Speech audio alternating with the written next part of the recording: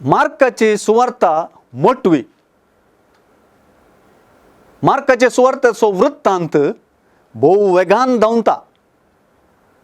एकाच उस्वासान स्नानीक जुवांच्या आपोवण्या आनी मिसवां उदेशी सांगलोलो सा मार्क दुसऱ्याच उस्वासान जेजूच्या स्नाना आनी मिसवां विशीं उलयता.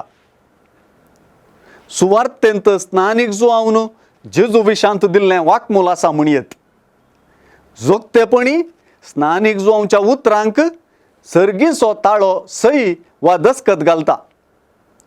प्रसंग कर्ण जुवांवन जेजू विशांत सांगलेलीं उतरां आपलें उणेपण वर्णूंक न्हय, बगार जेजूचें वर्तेपण आनी बळादीकपण दाखोवन दिवंक म्हणलें विसरूं नये. तेच परी जुवांवन जेजूक स्नान दिवचें घडीत जेजूचें उणेपण दाखोवन दिवंक न्हय, बगार जेजूचें वर्तेपण परगट करूंक म्हणलें विसरूं नये. कित्याक जेजूचें स्नान एका महान दैवीक उगडापणाक कारण जाता.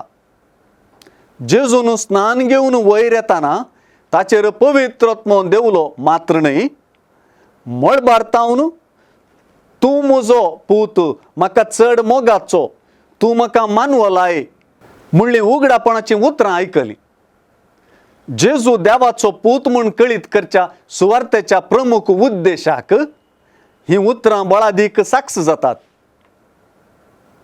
जेजू क्रिस्ताची देवाच्या पुताची सुवार्ता म्हणून सुरू जाल्ले मातेवाचे सुवार्तेक सर्गीचो ताळो आवाज दिता.